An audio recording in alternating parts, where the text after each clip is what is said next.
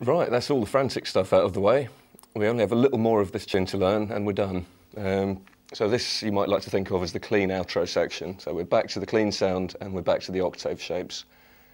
Here's the first little segment. Should sound something like this.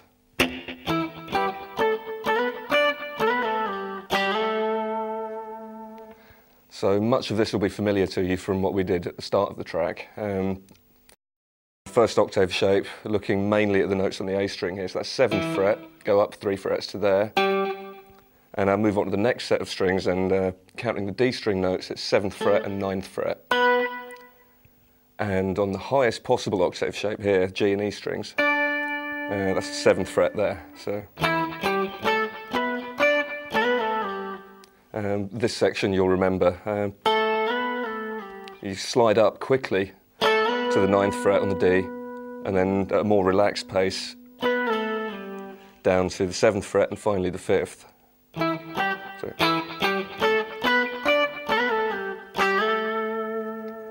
Okay, another Hendrix flavoured fill coming up here. So this arguably based around that minor 7th shape there.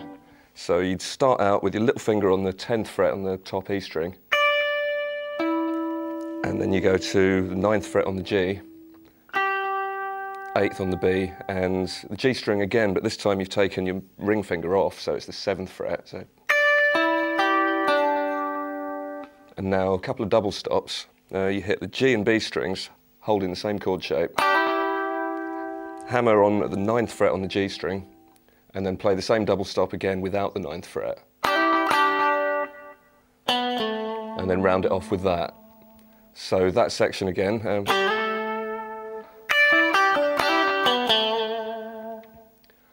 Okay, the next section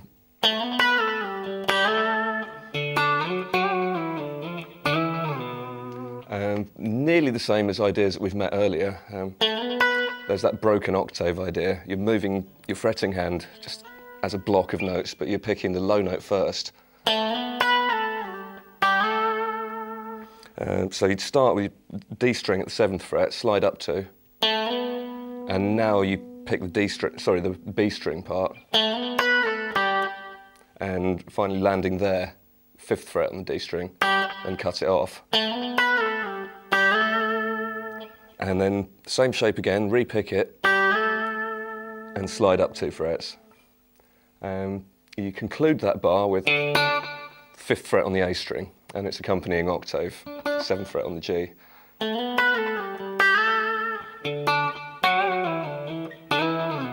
And that's the first real departure, this part here.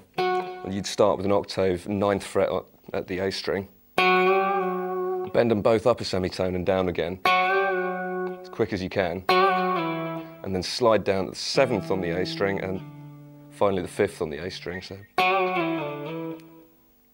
you come back, play this one, 7th fret, cut it off, and then finally,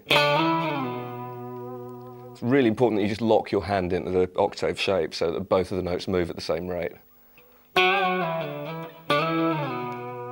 So that's your goal right there, 2nd fret on the A string. And at the end of that, there's a little chordal fragment, which is kind of like a D suspended 2nd shape. Open E string, 3rd fret on the B, 2nd on the G string, and then play them all together and cut them off. Right, the next segment, you can hear a lot of wah-wah pedal in evidence. I've chosen not to use a wah for this, so you can hear what the licks would sound like without any of those toys. So 3 broken octaves there, following what the D string's doing. It's the 9th fret, 12th fret, and 7th fret. Adding a little wobble at the end of each. All right, and then just to round things off, that's a little melody on the B strings of 10th fret, 12th, 10th, and then down to 8. So if we rewind to the chordal stab, the next couple of bars after that should sound like this. Here it is in time. 3, 4.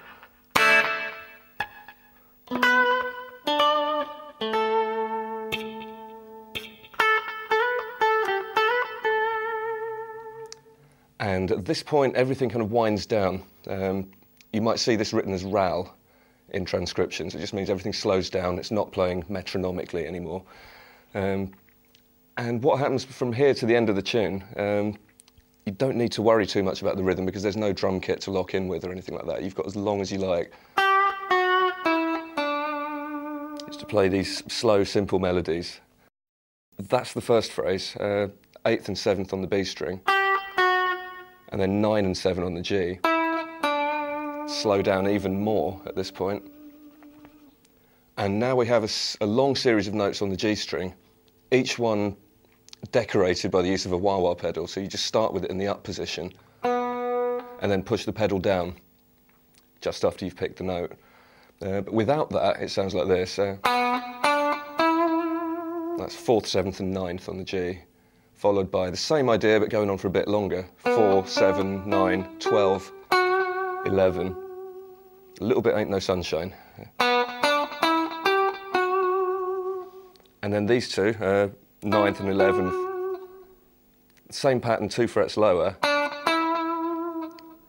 And then finally, nice long note there, 4th fret on the G string. And then 2nd, 7th and 4th frets. So far we've got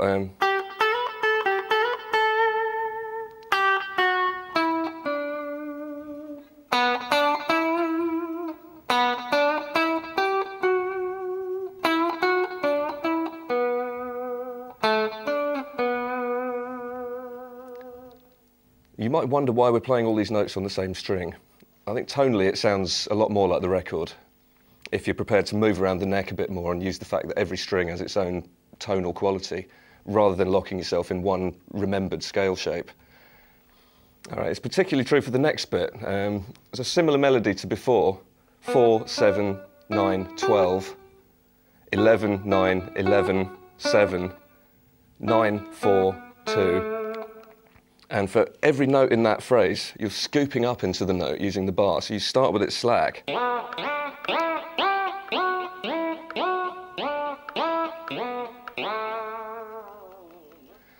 You should find that you can just hammer those notes on with your fretting hand. And all this hand has to worry about is making sure the bar is depressed at the start of each note and quickly returns to its natural resting place.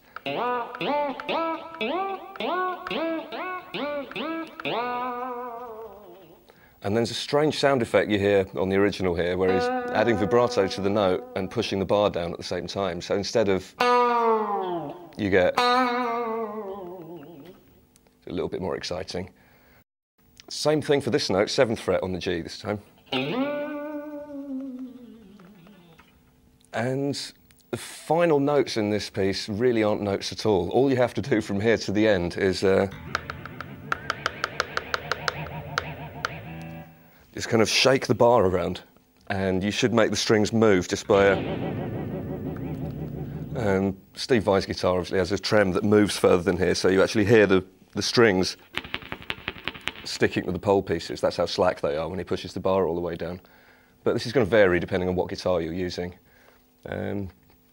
Main point is that you're just shaking the bar frantically, and at the end of it all, you form this kind of E minor chord, so that when you let the bar back, that chord kind of appears as if from nowhere. And that's it. That's Tender Surrender. Good luck, everyone, and bye from me.